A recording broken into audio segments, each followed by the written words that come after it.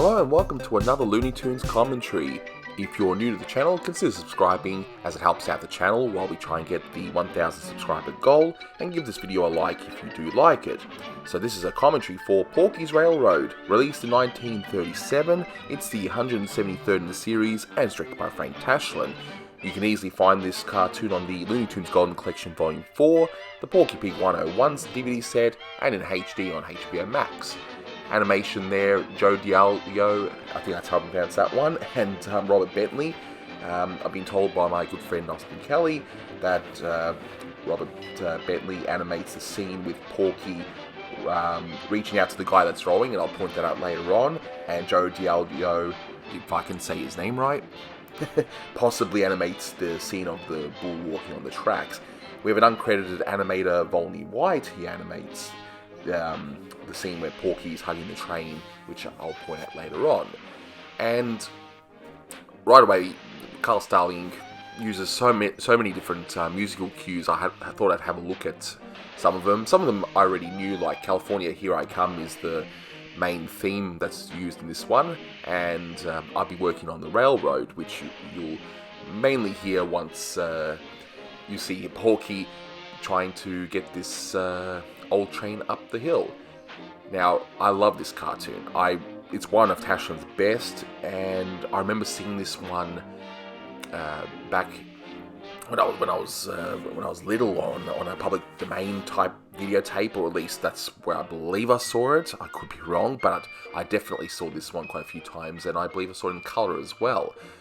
But of course, memory's a fickle thing, but I'm 99.9% sure that's where I saw this cartoon, and I absolutely loved it because, hey, I love trains. I still do. I love the different designs of trains, and so yeah, I get a kick out of this cartoon, not just for the fact it's a genuinely funny, entertaining cartoon, but it's also a feast for the eyes in terms of railway design, especially old style railway design. But yeah, it's such a funny cartoon. But this is really weird. Like, I can tell you now, they wouldn't have two trains going full speed at each other near a crossing loop like that. But anyway, we'll just go with it. We'll definitely just go with it. Voice acting's a bit easier to identify. We've got, of course, Mel Blanc as Porky. That's a no-brainer. We've also got Billy Bletcher as the Silverfish driver.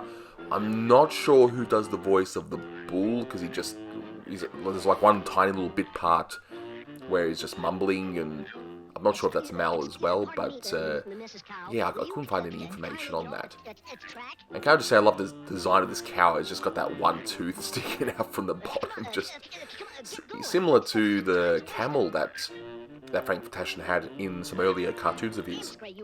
He just loves to, or seems to love to have animals that just acting like absolute dicks. I've noticed that he's had a fair few of those already, so it'll be an interesting trend to observe as I go through his 30s filmography.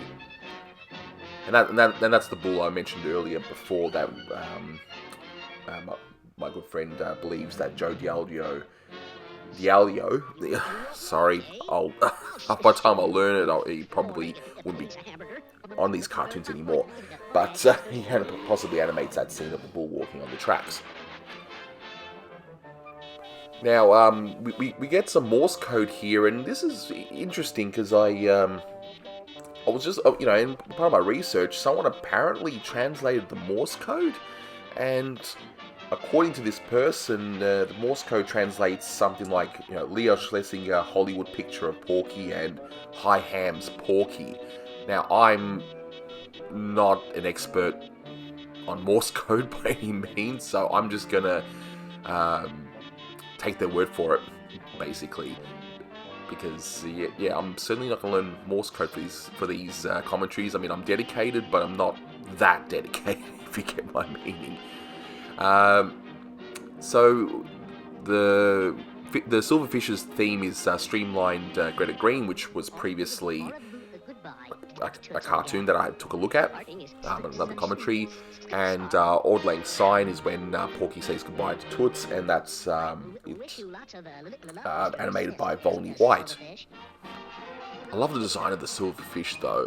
In fact, I love the designs of the trains of the era that are the so-called modern style.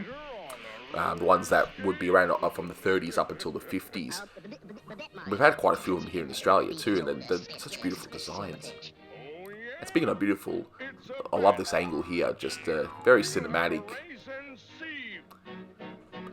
Now, the concept of this race, I mean, just like with Porky's building, I mean, if you really think about it, it makes absolutely no sense. And, well, there's one unfortunate gag there.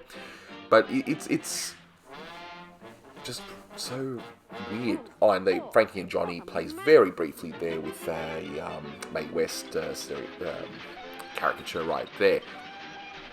And we're going to see SS Leon, of course, after Leon Schlesinger. And we're going to hear the Sailor's Hornpipe, which was used as Popeye's theme, rather. And it's interesting, I mentioned the bull before with the voice.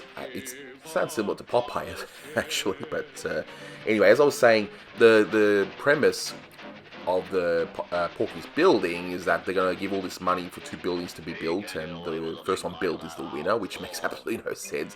Here, same thing, like, why would they do such a race? I mean, yeah, it doesn't make sense, but you know what, again, it's nothing against the cartoon. I'm not holding against the cartoon. I just find I find that it makes it even funnier when you try and get the logic to some of these ideas. But yeah, I mean, what do you guys think of this one? This one's definitely one of the best of 1937. It was one of my favorites overall.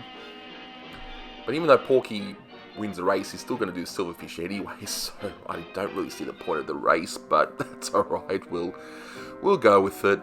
We'll definitely go with it. But yeah, thanks very much for listening, guys, and until next time.